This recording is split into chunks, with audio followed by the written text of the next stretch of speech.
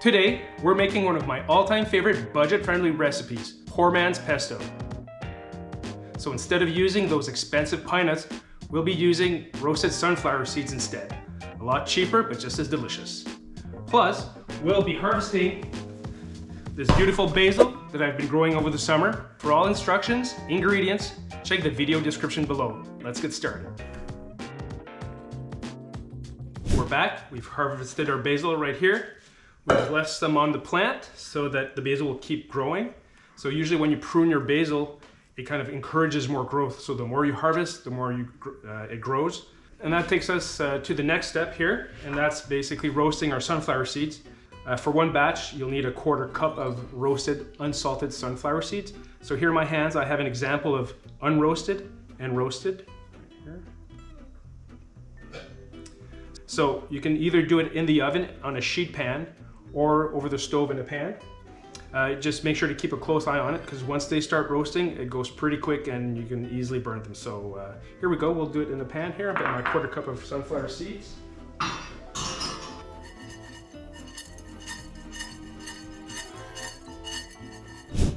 All right, these have been roasting for approximately 5 minutes. As you can see, the color is nice and golden and nicely toasted. So we have all our ingredients ready to mix into our blender right here. So 2 big handfuls of basil, 1/2 cup of roughly chopped parmesan,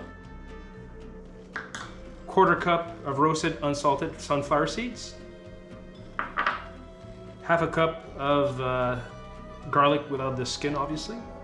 We'll be using the rind of 1 lemon and the juice of 1/2, and 1 cup of olive oil, and possibly some more once we get it blended. All right, let's put this together.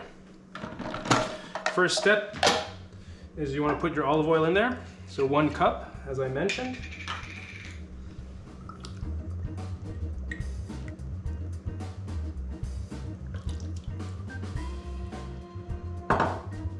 The next step is to take your sunflower seeds and add it to the olive oil. I'm going to want to blitz it a little bit just to incorporate the oil in the sunflower seeds, because I don't want the sunflower seeds to be too coarse. So here we go.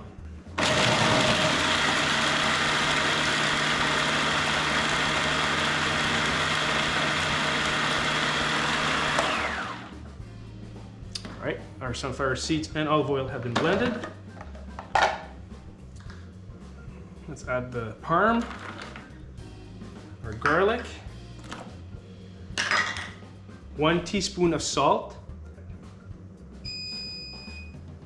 All right, and our 2 handfuls of basil, or basil.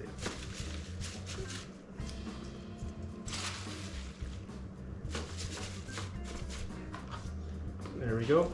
And the measurements for the basil, you can add a little bit more there. It's a little bit more than 2 handfuls. That's fine.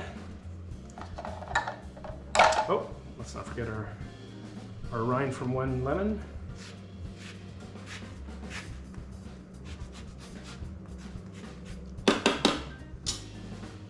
And remember the juice of 1/2. Cut it in 1/2. We have our lemon juicer right here.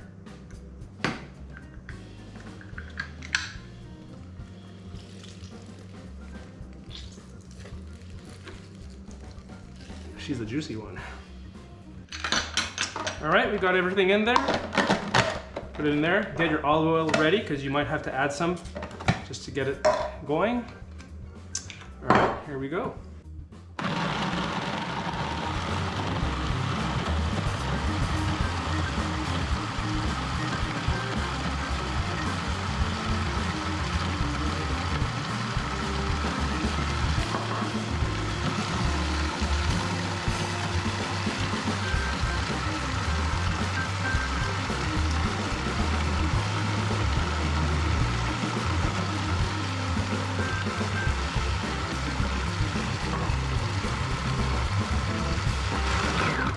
All right, at this point, you're going to want to check for consistency.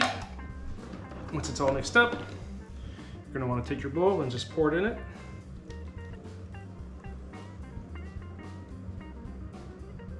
All right, we have our pesto in the container.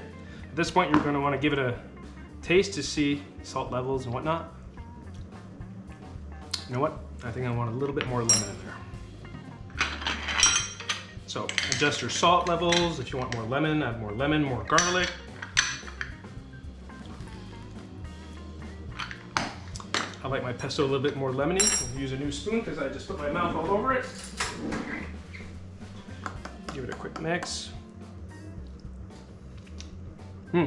Perfect. And there you have it. My poor man's pesto, a delicious, budget-friendly alternative to the classic. Perfect for pastas, sandwiches, pizzas, or just about anything you want to add a little bit more flavor to. And one more thing, what you can do is basically put this in an ice cube tray, freeze it, and it creates nice little portions that you can use throughout the year. Thanks for watching, and if you want some inspiration on other recipes where you can use this beautiful pesto, make sure to check this video, and we'll see you in the next one.